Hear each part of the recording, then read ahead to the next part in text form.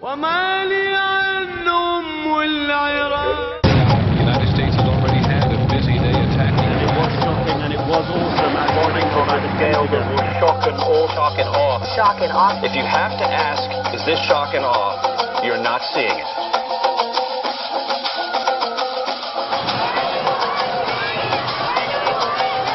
We refuse to carry on business as usual while American soldiers and Iraqi civilians die under the machinery of war. Stop! You better stop! My ass! My ass! You run my goddamn checkpoint, I'll fucking shoot you! Get out of the goddamn car!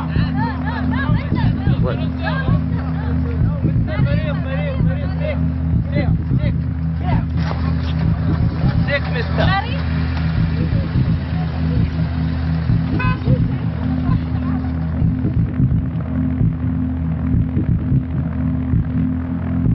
In Iraq today, various attacks killed several Iraqis and foreign workers and wounded. 4 U.S. soldiers died in Iraq today. One was killed by a roadside bomb. Another died in a traffic accident. To kill and maim U.S. soldiers here. There were 2 deadly ambushes today, one just west of Baghdad. One U.S. soldier was killed when his truck hit a landmine near the Syrian border. Another died in an ambush last night south of Baghdad. Don't seem to be slowing the number of attacks, and they certainly haven't made Iraqis feel much safer. Today, here in downtown Baghdad, there was a daylight shootout bomb south of Baghdad. 3 more U.S. soldiers killed. Today's deaths bring to 519 the number of U.S. military personnel killed in Iraq since the war began. In Baghdad today, authorities... By any measure, the occupation of Iraq has not gone as well as our national leaders had led us to expect that it would. Fatalities continue to mount, deployments have been extended, costs are rising, and morale is declining as more and more Americans, both outside and inside of the military, begin to question both the reasons for going to war and the clarity of the plans for democracy building in Iraq.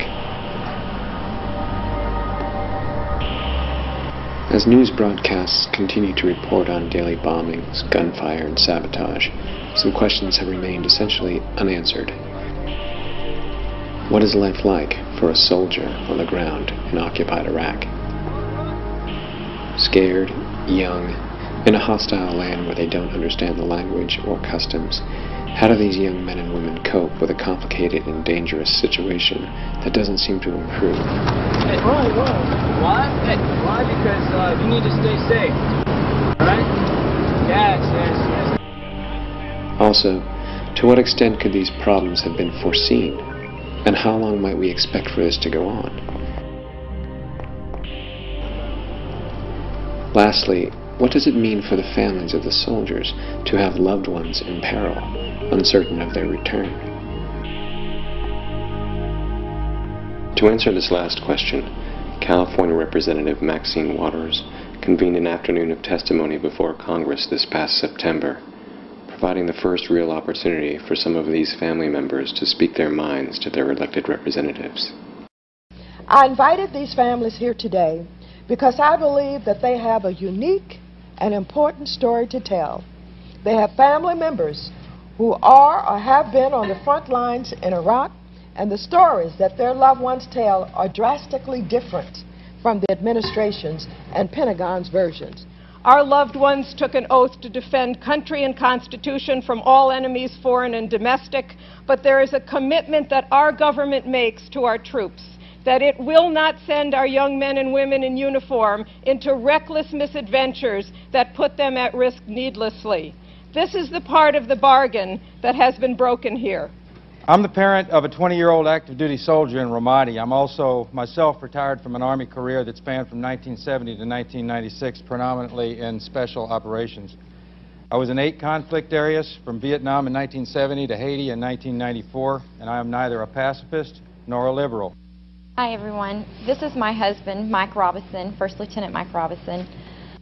I received a call from CBS News this morning at 7:45 asking me how I felt about reservist and National Guard tours being extended to 12 months. What? I screamed as I jumped out of bed. Yes, I was informed. The policy was issued by the Army late Friday evening and was never announced, not even when our Commander-in-Chief addressed this nation on Sunday evening. Thanks again, Department of the Army and President Bush, for showing soldiers and their families exactly how much our sacrifice means to you. I salute your efforts to support our troops. These are some of their questions and some of the mothers in the South Florida area. First, now that it's very clear and well documented that the President used lies and twisted intelligence to send our loved ones to war, why are they still in Iraq? This administration has thrown our loved ones and the Iraqi people together in a dance of death in which they are surrendering their lives, their health, their mental stability, and pieces of their very humanity. The commander's wife of Cody's small V Corps communications unit just sent out an email to communicate with other families and reported that during the month of June, in other words, not just for June, in his company, which is not even a large division, there were 5 reported suicide attempts. Has anybody asked themselves why more soldiers are dead after the war than during the war? Does anybody in Washington or the Pentagon care? And he finishes by saying, everyone can sit back and say how much they care about the soldier being killed or how awful it is that a soldier was injured, but who's going to do something about it? George Bush issued his adolescent challenge, bring 'em on, from an air-conditioned briefing room while this terrible tragedy was being played out on the bodies and the lives of others. We're betrayed by an administration that allows our loved ones to be occupiers, securing safety for Halliburton and Bechtel to reap billions. We're betrayed by an administration that sought to cut combat pay, as our president was saying, bring 'em on to the armed Iraqi resistance. So please, Mr. President, Donald Rumsfeld, do the right thing and get our husbands out of Iraq. My husband's blood is on your hands. Stop this madness and bring the troops home now.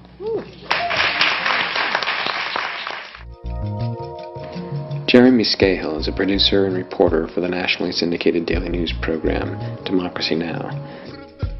Over the last year and a half, he has spent 9 months in Iraq, reporting on life there as the country prepared for imminent invasion by U.S. troops. He spoke with numerous Iraqis from all walks of life during his time there, and has continued to remain an astute observer of Iraqi life. We met up with Jeremy at the Democracy Now! Studios in New York City to speak with him about Iraq, war, and the ongoing occupation. I think that there are people within the CIA, within the State Department, and even with the White House who knew clearly that a tremendous number of young men and women in the U.S. Armed Forces were going to be killed when they occupied Baghdad. And the fact of the matter is that they're not gambling with Jenna Bush's life or Dick Cheney's children's lives. They're gambling with the lives of largely poor, urban young people from America.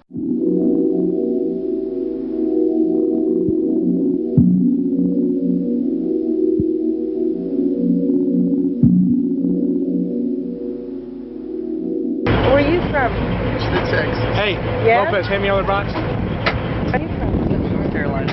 North Carolina? Yeah. Where in North Carolina? Durham. Where are you from, Walton? Upstate New York. Sergeant Jones, I'm 24, from New Orleans, Louisiana. I'm Private Welch, I'm 26, I'm from Whitehall, Michigan.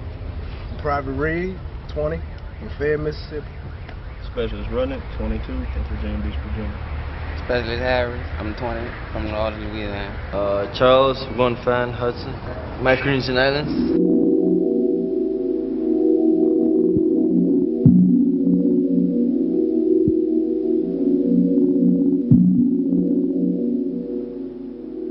Now the recruiters are all over the place, and the Pentagon's making video games, they're making these ads to go in movie theaters, they're making ads to go on television, and you know it's all about I'm an army of one. Yes, I'm a part of a bigger team, but I'm a trained professional soldier.